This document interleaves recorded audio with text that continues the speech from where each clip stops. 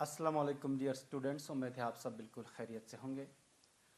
बच्चों, आज हम एक नया टॉपिक की तरफ जा रहे हैं। जो नया टॉपिक हम पढ़ने वाले हैं बच्चों, वो है ट्रांसलेशन। आपको मालूम है सेंट्रल डोग्मा के बारे में, सेंट्रल डोग्मा ऑफ लाइफ या central dogma of molecular biology जो फ्रांसिस क्रिक ने प्रपोज किया था। उस सेंट्रल डोग्मा के हिसाब से जो जेनेटिक इंफॉर्मेशन डीएनए में है, डीएनए में जो जेनेटिक इंफॉर्मेशन है वो कॉपी होकर एमआरएनए में आ जाती है। उस प्रोसेस को हम ट्रांसक्रिप्शन कहते हैं। फिर ये जो इंफॉर्मेशन, जेनेटिक इंफॉर्मेशन जो एमआरएनए में है, अब वो डिकोड होती है या वो ट्रांसलेट होती है, उसके एक्चुअल फिजिकल फॉर्म में आ जाती है वो कोड। उस दौरान एमआरएनए के हिसाब से अमाइनो एसिड्स जो है वो आपस में कंबाइन हो जाती है और पॉलीपेप्टाइड चेन बनती है जो बाद में प्रोटीन बनते हैं। तो एमआरएनए से पॉलीपेप्टाइड बनने का जो प्रोसेस है उसको हम ट्रांसलेशन कहते हैं। एक्चुअली हमको ये प्रोसेस ट्रांसलेशन पढ़नी है, लेकिन बच्चों इस ट्रांसलेशन पे जाने से पहले कुछ चीज़ें आपको बताना प्री रिक्विजिट है, वो बताना ज़रूरी है। ठीक, उस बारे में आपको जानकारी होना ज़रूरी है, तभी आप ट्रांसलेशन के प्रोसेस को सही समझ सकते हैं। तो आज जो टॉपिक हम छेड़ने जा रहे हैं बच्चों, वो है जेनेटिक कोड। आज हम इंशाल्लाह जेनेटिक कोड की थोड़ा सा हिस्ट्री पढ़ेंगे आपके एनसीईआरटी के हिसाब से। इसके बाद हम जेनेटिक कोड की कैरेक्टरिस्टिक्स पढ़ेंगे। इसके बाद हम इस ट्रांसलेशन में इन्वॉल्व होने वाली जो आरएनए मॉलिक्यूल्स हैं, जैसे मैसेंजर आरएनए तो है ही, ट्रांसफ़र आरएनए और राइबोसोमल आरएनए के बारे में हल्की इंट्रोडक्शन आपको देंगे। इसके बाद हम ट्रांसलेशन वाले प्रोसेस पे हम जाएंगे, ठीक है, तभी आप ट्रांसलेशन को सही तरीके से समझ सकते हैं। तो चलिए जेनेटिक कोड की हिस्ट्री पढ़ लेते हैं। तो बच्चों, जेनेटिक कोड है क्या?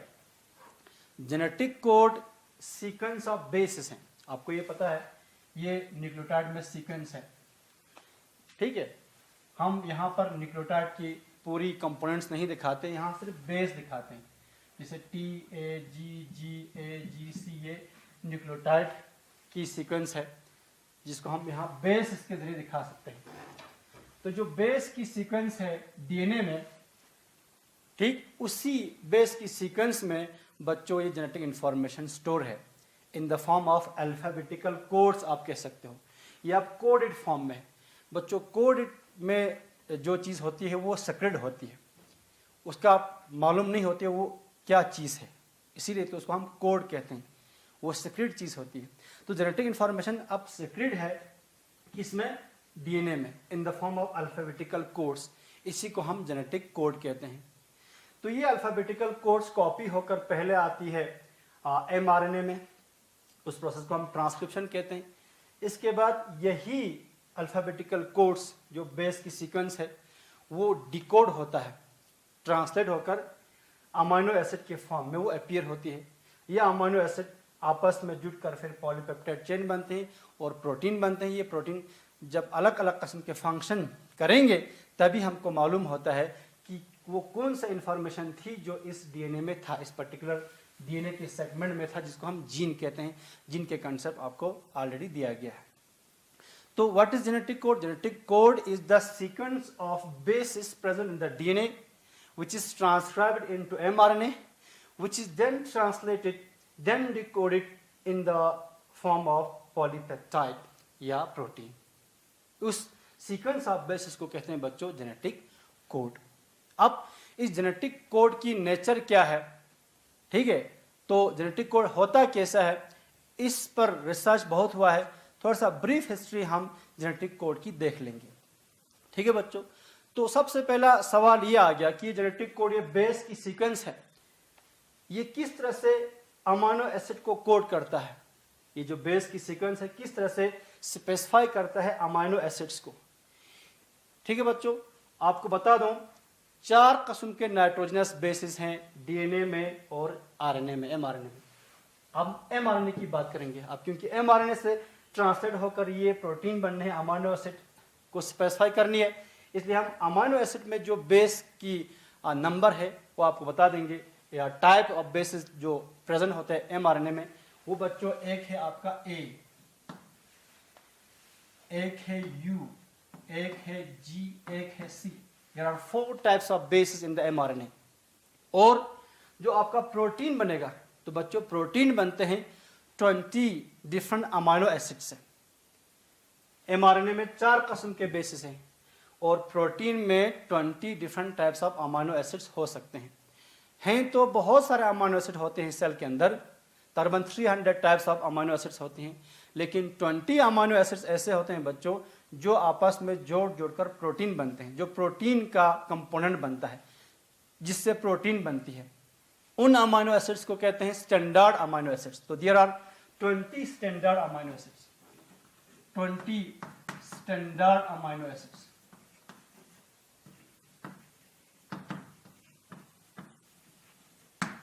ठीक, 20 स्टैंडर्ड अमाइनो एसिड्स है जिनसे प्रोटीन बनते हैं। तो ये जो बेसिस है ये किस तरह से अमाइनो एसिड्स को स्पेसिफाई करती है, कितना नंबर में ये बेसिस हों जो इन अमाइनो एसिड्स को स्पेसिफाई करता हो। तो इस पर काम किया बच्चों नायरनबर्ग ने। उन्होंने कॉम्बिनेशन परम्यूटेशन से हिसाब लगाया कि कितना बेस हो सकता है जो इन 20 अमाइनो एसिड्स को कोड कर सकता हो। तो उन्होंने हिसाब लगाया अगर एक base, one nitrogenous base specify करेंगे एक अमाइनो एसिड को, if one base codes for one amino acid, if one base specify one amino acid, तो आपके पास 4 बेस है, तो 4 बेस से कितने अमाइनो एसिड कोड हो सकते हैं वो मालूम कर सकते हैं बच्चों। 4^1 is equal to 4 amino acid. तो 4 बेसिस से 4 अमाइनो एसिड्स बन सकते हैं, लेकिन आपके पास 20 अमाइनो एसिड है, तो ये 4 बेसिस 1 to 1 जो कॉरेस्पॉन्डेंस है, 1 बेस 1 अमाइनो एसिड, ये इनसफिशिएंट है to code for 20 amino acid.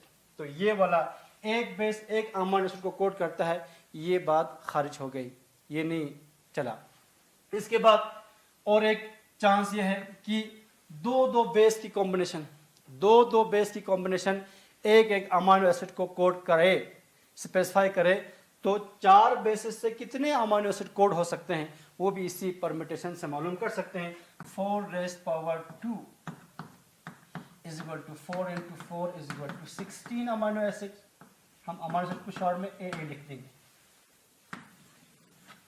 ठीक, तो अगर 2 बेसिस की कॉम्बिनेशन कोड करेगी एक अमाइनो एसिड को, तो 4 बेसिस से 16 अमाइनो एसिड कोड हो सकते हैं। That is again insufficient because there are 20 different amino acids, standard amino acids.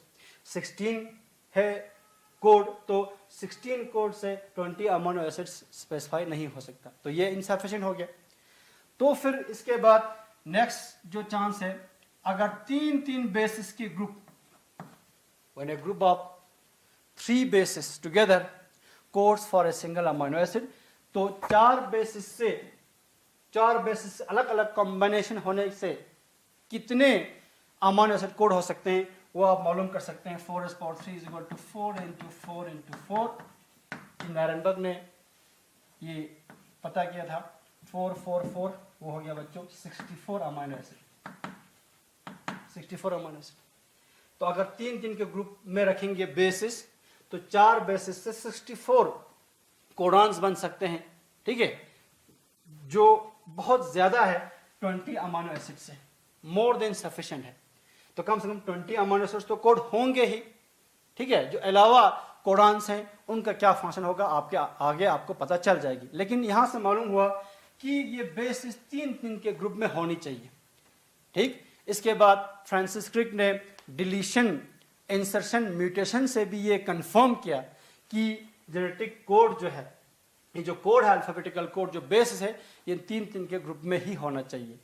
ठीक है बच्चों, तो म्यूटेशन के बारे में हम आगे पढ़ेंगे कि क्या फर्क पड़ता है म्यूटेशन से। तो फ्रांसिस क्रिक ने डिलीशन, जो इंसर्शन, म्यूटेशन किया, अगर एक बेस ऐड या एक बेस डिलीट करता है तो पूरी ये जो बेस की जो रीडिंग फ्रेम है वो चेंज हो जाती है। उसको हम फ्रेम शिफ्ट म्यूटेशन कहते हैं। दो से भी ऐसा होता है, लेकिन अगर तीन बेस इकट्ठे डिलीट इकट्ठे ऐड करते हैं तो सिर्फ एक अमाइनो एसिड ही जो है वो चेंज हो जाती है। वहां से भी ये मालूम पड़ा कि जेनेटिक कोड जो है वो तीन के ग्रुप में ही होना चाहिए। फिर जॉर्ज गेमो वो साइंटिस्ट था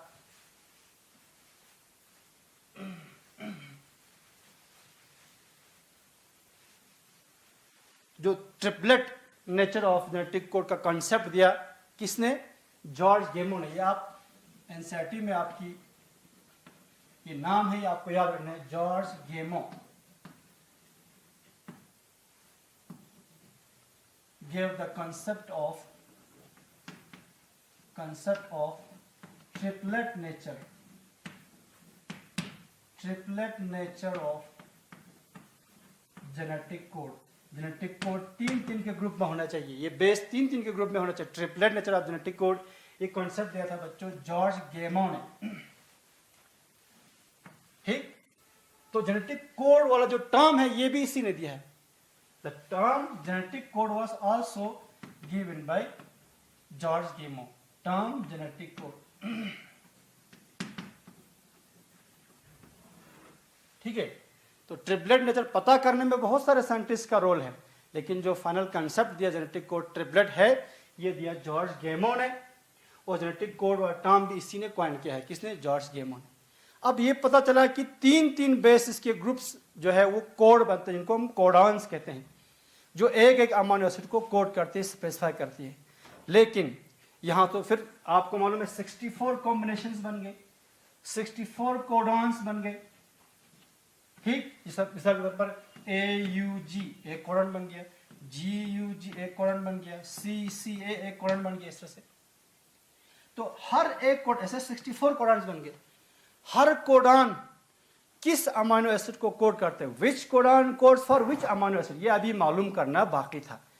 ठीक, इसके बाद काम इसी पर चल गया कि which codons codes for which amino acid. This is called deciphering of genetic code. Decipher करना, मालूम करना कि किस कोड का क्या मतलब है। इस पर आगे काम हुआ बच्चों। ठीक है, आप इसी पे बात करेंगे, deciphering of genetic code. Sorry,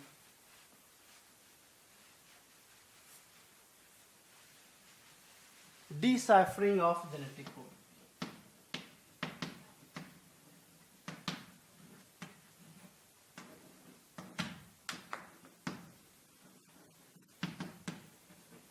तो जो तीन साइंटिस्ट आपके एनसीईआरटी बुक में मेंशन है, हम उसी पे फोकस करेंगे। हैं तो बहुत सारे साइंटिस्ट जिन्होंने इसमें काम किया है।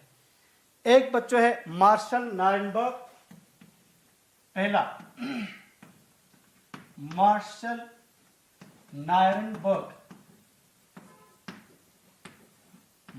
नायरनबर्ग एंड एक है जॉन हेनरिक मेथाई।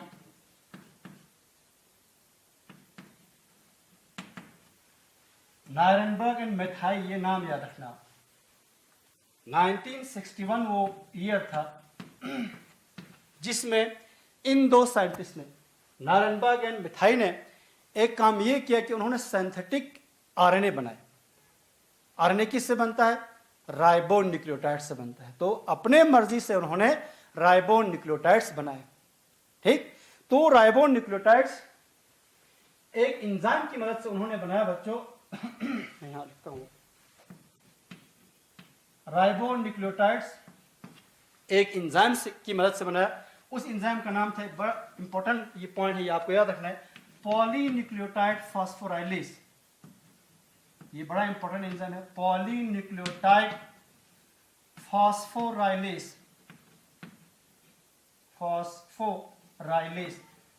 बड़ा इंपॉर्टेंट एंजाइम है।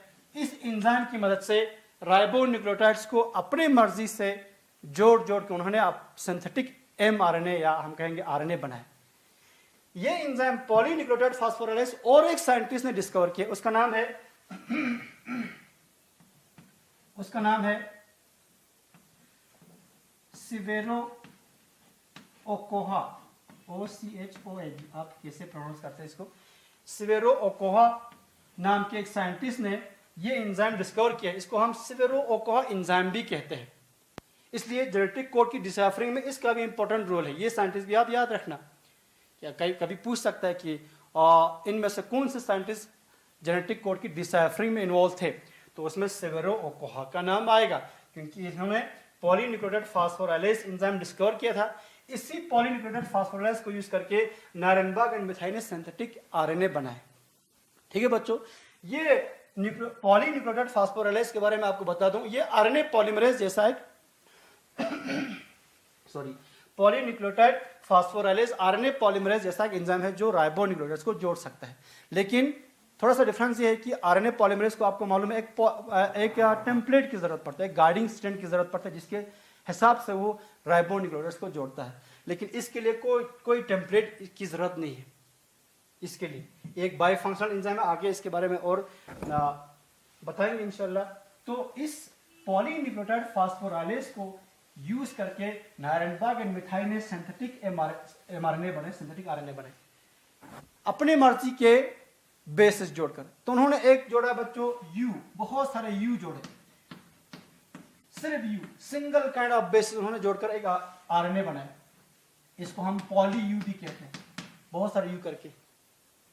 अब क्योंकि एक ही किस्म के बेस जोड़कर बनाया गया तो एक पॉलीमर बन गया जिसको हम होमोपॉलीमर कह सकते हैं। होमो मीन्स सेम, एक होमोपॉलीमर बनाया, होमोपॉलीमर ऑफ यू उन्होंने पहले सिंथेसाइज किया। एक और बात यहां पर बताना जरूरी है, इस एमआरएनए जो या आरएनए जो बनाया उन्होंने होमोपॉलीमर, इससे उन्होंने प्रोटीन सिंथेसाइज करवाया, पॉलीपेप्टाइड चेन बनवाए उन्होंने। ठीक है, तो इससे जो पॉलीपेप्टाइड चेन बने उसमें सिर्फ बच्चों है फिनाइल एलेनिन, फिनाइल एलेनिन, सिर्फ फिनाइल एलेनिन अमीनो एसिड वाले एक पॉलीपेप्टाइड चेन उन्होंने सिंथेसाइज करवाए।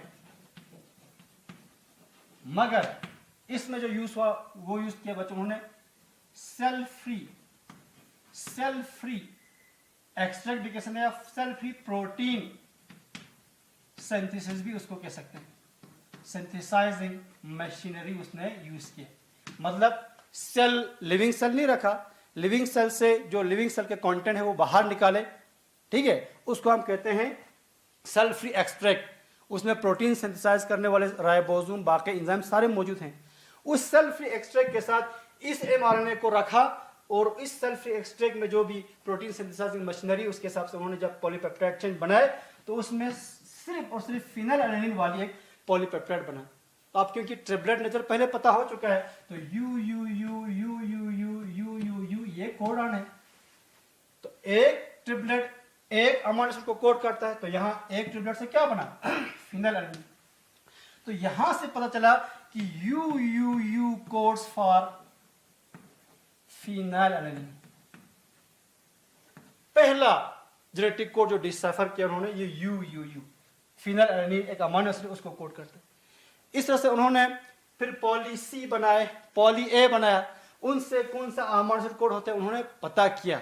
ये सब यहां पर क्योंकि टाइम नहीं बता नहीं सकता हूं। ठीक है, ओके। तो ये होमोपॉलीमर बनाया, बाद में उन्होंने कोपॉलीमर बनाए, यानी सेम काइंड ऑफ बेसिस नहीं रखे, अलग अलग बेसिस अलग अलग प्रोपोर्शन में अलग अलग रेशियो में रखे। उस तरीके से भी बहुत सारे जेनेटिक कोड जो है वो डिसाइफर हो गए, पता चल गया। ठीक है बच्चों, ये आपको मालूम हो गया कि नायरनबर्ग और इन्होंने क्या किया। इसके बाद यही नायरनबर्ग और फिलिप लेडर नाम के एक और साइंटिस्ट है, उन्होंने एक और तरीके से जेनेटिक कोड की डिसाइफरिंग की, उसको हम राइबोसोम बाइंडिंग ऐसे कहते हैं। राइबोसोम बाइंडिंग ऐसे के जरिए से भी कुछ जेनेटिक कोड डिसाइफर हुए। और आपके एनसीईआरटी में एक इंपॉर्टेंट नाम है, वो है बच्चों हरगोबिंद खुराना। हरगोबिंद खुराना।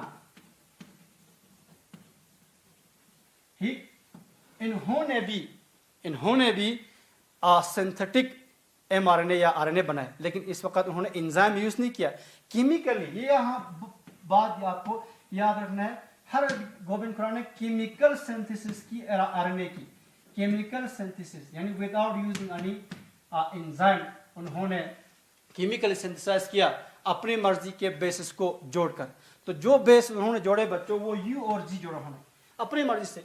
यू जोड़ा फिर जी, फिर इसके बाद यू फिर जी, अल्टरनेटिवली दो बेसिस बार बार जोड़े, यू जी यू जी करके एक आरएनए बनाया उन्होंने। फिर इस आरएनए को cell free extract, cell free protein synthesizing machinery के जरिए अगेन पॉलीपेप्टाइड चेन उन्होंने बनाया, अगेन पॉलीपेप्टाइड चेन बनाए। तो इस बार उन्होंने उनको 2 अमीनो एसिड जो है वो अपने पॉलीपेप्टाइड चेन में नजर आए। वो बच्चों है सिस्टीन और यहाँ सिस्टीन और वेलिन, सिस्टीन वेलिन, बार बार अल्टरनेटिवली यही अमीनो एसिड 2 पॉलीपेप्टाइड चेन में नजर आए। तो 2 ही तो रीडिंग का तरीका था, या तो UGU GUG, UGU GUG, 2 ही किस्म के कोडान थे। तो UGU कोड करते हैं सिस्टीन को, GUG कोड करता है वेलिन को, UGU फिर सिस्टीन को, GUG फिर वेलिन को। यहां से भी जेनेटिक कोड जो है कुछ डिसाइफर हुए। तो ऐसा करते करते बहुत साइंटिस्टों की मदद से बच्चों 1968 में, बाय 1968 में पूरी जेनेटिक कोड जो है वो कंप्लीटली फुली डिसाइफर हो गई। The genetic code was completely deciphered by 1968, fully decipher हो गई। पता चल गया हर एक कोडान की कौन सा कोडान किस अमीनो एसिड को कोड करता है, ये पता चला 1968 तक, फुली डिसाइफर्ड। ठीक, अब इंशाल्लाह यहां तक आप समझ गए होंगे। जेनेटिक कोड की कुछ खास इंपॉर्टेंट कैरेक्टरिस्टिक्स है, उसको लेकर हम कल बात करेंगे। ठीक है बच्चों।